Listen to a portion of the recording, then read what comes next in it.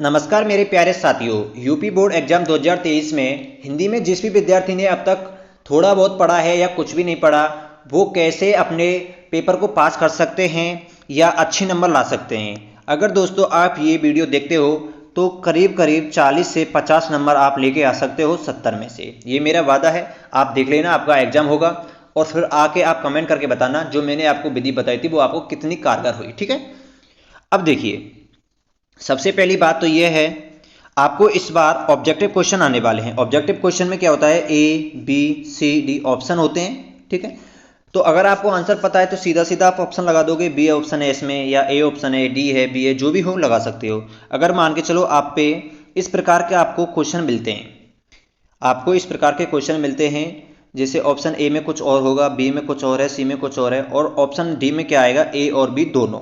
तो आपको right answer किस पे लगा के आना है, ए और बी दोनों पे लगाना है। और ऐसे ही अगर आपको ऐसे ही मिल जाए उपयुक्त सभी वाला कोई, तो आपको ऑप्शन नंबर डी यानी राइट आंसर क्या लगाना है, उपयुक्त सभी।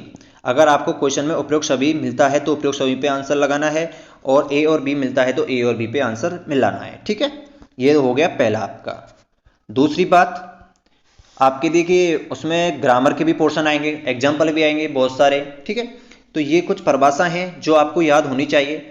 ये बहुत ही इंपॉर्टेंट है, ये पोर्शन बहुत ही इंपॉर्टेंट है आपके आपके एग्जाम के लिए। ये पोर्शन है बहुत ही इंपॉर्टेंट है। इसमें देखिए अब आ गई आपको संधि, समास, उपसर्ग, प्रत्यय, विशेषण, विशेष्य, संज्ञा, सर्वनाम और अलंकार, इनकी परिभाषाएं याद करनी है आपको। ठीक है, थोड़ा सा मैं आपको करवा देता हूँ यहाँ पे, और बाद में मैं नई अलग वीडियो लेके आऊँगा जिसमें मैं आपको जो मैं आपको बता रहा हूँ ये याद करवाऊँगा। ठीक है, आप मेरे चैनल को सब्सक्राइब कर लीजिए और वीडियो का थोड़ा सा इंतजार करिए, मैं लेके आ रहा हूँ थोड़ी बहुत देर में। देखिए संधि किसे कहते हैं, ध्यान से सुनिएगा। देखिए संधि कहते हैं दो वर्णों के मेल को। संधि किसे कहते हैं, दो वर्णों के मेल को कहते हैं। दो वर्णों के परस्पर मेल को संधि कहते हैं। समास किसे कहते हैं, दो शब्दों के, यहाँ तो देखिए दोस्तों वर्ण है और यहाँ क्या आएगा, शब्द, यहाँ क्या आएगा, शब्द आएगा। दो शब्दों के परस्पर मेल को क्या कहते हैं, समास कहते हैं। उपसर्ग किसे कहते हैं, जो शब्द के आगे जुड़ता है उसे क्या कहते हैं, उपसर्ग कहते हैं। या वे शब्दांश जो किसी शब्द के आगे जुड़ते हैं वे उपसर्ग कहलाते हैं। प्रत्यय किसे कहते हैं, वे शब्दांश जो किसी शब्द के पीछे जुड़ते हैं और उसका अर्थ बदल देते हैं वो प्रत्यय कहलाते हैं। उपसर्ग किसे कहते हैं, वे शब्दांश जो किसी शब्द के आगे जुड़कर उसका अर्थ बदल देते हैं वे क्या कहलाते हैं, उपसर्ग कहलाते हैं। प्रत्यय किसे कहते हैं, वे शब्दांश जो किसी शब्द के पीछे जुड़कर उसका अर्थ बदल देते हैं शब्दांश कहलाते हैं। जैसे उपसर्ग का एक एग्जाम्पल दे देता हूं मैं। जैसे पुत्र में अगर हम उपसर्ग कु जोड़ देते हैं तो कु प्लस पुत्र कुपुत्र हो जाता है, तो इसका अर्थ बदल दिया ना, एक तो पुत्र और फिर कुपुत्र हो गया। अब जैसे जैसे कि प्रत्यय देखिए, समाज, समाज में हम एक लगा देते हैं तो सामाजिक हो जाता है, तो इसका भी अर्थ बदल गया। विशेषण और विशेष्य, जिसकी जो शब्द विशेषता बताता है वो क्या कहलाता है, विशेषण। जो शब्द विशेषता बताता है विशेषण कहलाता है। विशेष्य, जिसकी विशेषता बताई जा रही है, जिसके बारे में हम बातें करते हैं, जैसे गाय दूध देती है तो गाय है, यहाँ क्या है, विशेष्य है। ठीक है,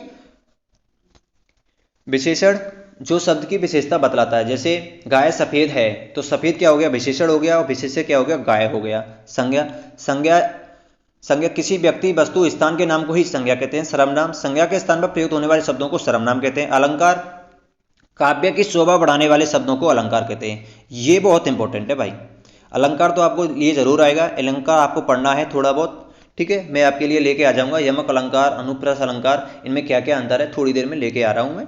आप चैनल को सब्सक्राइब और लाइक कीजिए। ठीक है, नेक्स्ट देखिए, अब बात करते हैं, देखिए मेरे मित्रों, गद्यांश। चौथी ट्रिक्स है आपके लिए, एक गद्यांश आएगा, एक आएगा पद्यांश। इसके लिए आपको क्या करना है, पाठ लिखना है और लेखक के नाम। आपके पास बुक है, उसमें देखिए आगे आगे दे रखा है, पाठ दे रखा है और लेखक का नाम दे रखा है। उनको थोड़ा थोड़ा सा आपको पढ़ लेना है, याद कर लेना है, क्योंकि संदर्भ में आपका 1 नंबर का क्वेश्चन सीधा सीधा आएगा कि इसका संदर्भ बताना है। तो संदर्भ में आपको पाठ बताना है कि ये इस पाठ से लिया गया है, इस पुस्तक से लिया गया है और इसके लेखक ये हैं, आपको यही लिखना पड़ेगा। एक आएगा उसमें गद्यांश में ही रेखांकित अंक की व्याख्या कीजिए। तो इसमें क्या करना है आपको, जैसे लेखक है तो लेखक के अनुसार जो भी आपके गद्यांश में लिखा हुआ है, अंडरलाइन में लिखा हुआ है, उसको सबको लिख देना है, एक लाइन और लिख देना है, बस उसी में आपको नंबर मिल जाएगा, ऐसे ही गद्यांश में। ठीक है, नेक्स्ट ट्रिक्स। अब देखिए, ये जीवन परिचय, कई बहुत क्वेश्चन है, पर ये लेखक हैं और ये इधर साइड में क्या है, ये कवि हैं। ये 6 बहुत ही इंपॉर्टेंट हैं, सिर्फ आपको ये 6 के ही कर दे। देखो आपको एक तो डॉक्टर राजेंद्र प्रसाद का जरूर करके जाना है और जयशंकर प्रसाद का। देख इंपॉर्टेंट तो ये 6 ही बता रहा हूँ मैं, ज़्यादा तो बता नहीं रहा हूँ। आपको इनका जीवन परिचय याद करके जरूर जाना है, ठीक है। कोशिश करूंगा मैं जीवन परिचय की वीडियो लेके आऊँगा। अब आपके पास एक दिन बचा है तो इसमें आप यही कर सकते हो यार, ठीक है। बस फटाफट इनको पढ़ डालो, यही कर डालो, आपके एग्जाम में सिर्फ यही फंसने वाला है, देख लेना आप। बहुत ही बेहतरीन तरीके से आपको सीधा सीधा ये आपको 3 नंबर का आएगा, 3 नंबर सीधे मिलेंगे, इसमें भी 3 नंबर आपको सीधे मिलेंगे। अगर देखो महादेवी वर्मा बहुत ही अच्छा क्वेश्चन है, सूरदास का जीवन परिचय लिखिए। तो जीवन परिचय में आपको करना क्या है, अरे उनका जन्म बता दो, इसका जन्म कब हुआ। अगर आपको जन्म डेट याद नहीं रहती है तो उसका गाँव का याद रख लो, उसके बारे में बता दो, थोड़ा बहुत बता दो, उसकी कोई प्रमुख घटना है, उसकी कोई कहानी है, उसकी कोई किताब है, यार यही बताना होता है। इसमें क्या है, थोड़ा बहुत पढ़ डालो, थोड़ा सा, ये 6 ही तो पढ़ना है आपको, पढ़ लेना। और देखिए अब निबंध का तो आपको पता है, बहुत ही अच्छा है। देखिए निबंध आपको कम से कम 3 पेज में भरना है, 3 पेज कम से कम निबंध के भरने हैं आपको, तो ही आपको थोड़ा सा अच्छा रहेगा। और ऐसा नहीं करना है कि सबसे पहले आप निबंध करने लग जाओ और निबंध में ही आपका पूरा टाइम निकाल दो, ऐसा नहीं करना है। थोड़ा सा निबंध को लास्ट में रखना और थोड़े थोड़े बिंदु छोड़ते जाना, अगर टाइम मिले तो उसमें और पॉइंट जोड़ देना, ठीक है। निबंध आपको पता है, निबंध में क्या आता है, सबसे पहले प्रस्तावना आती है। प्रस्तावना के बाद देख लेना, जैसे पर्यावरण प्रदूषण है तो पर्यावरण प्रदूषण में सबसे पहले प्रस्तावना आएगी। उसके बाद क्या आएगा, पर्यावरण प्रदूषण के कारण, पर्यावरण प्रदूषण को रोकने के उपाय बता दो कि पर्यावरण प्रदूषण को कैसे रोक सकते हैं। पर्यावरण प्रदूषण से हानि बता दो, 4 हो गए। और सबसे लास्ट में आ जाएगा उपसंहार। ये 5 पॉइंट लिखने होते हैं, आपको आराम से लिख सकते हो। अगर किसी भी एक पॉइंट में अगर आपने 5-5 लाइन में लिखी तो आप आराम से कर दोगे, ठीक है। पर्यायवाची और ब्लूम शब्द, ये थोड़े थोड़े से आपको जो कुछ देख लेने हैं, मैं आपको लेके आ जाऊंगा ये भी, तो इस हिसाब से आपको तैयारी करनी है। और देखिए आपके लिए क्या आएगा, और आपके लिए आएगा देखिए संस्कृत से हिंदी अनुवाद, संस्कृत से हिंदी अनुवाद आएगा। आप देखिए कोई भी क्वेश्चन आपको खाली नहीं छोड़ना है। आपको देखिए कोई भी क्वेश्चन आए उसमें कुछ ना कुछ तो आपको लिखे ही आना है, क्योंकि देखिए अगर आपका कॉफ़ी खाली रहेगी तो कोई नंबर नहीं देगा। आप कुछ ना कुछ लिख के आएंगे तो 100% आपको नंबर मिलेगा, ठीक है। थोड़ा सा उससे संबंधित लिख के जाना है। और लेखकों के परिचय और आपकी जो बुक में पाठ दे रखे हैं उनका थोड़ा थोड़ा सा मतलब समझ लीजिए, जिससे कोई क्वेश्चन भी आए तो आप कर दो, ठीक है। और मैं आपके लिए अब हिंदी के ग्रामर के पोर्शन से संबंधित जो क्वेश्चन आते हैं उनकी मैं वीडियो में लेके आ रहा हूँ थोड़ी बहुत देर में, तो आप बनी रहिएगा और चैनल को लाइक और सब्सक्राइब जरूर करना।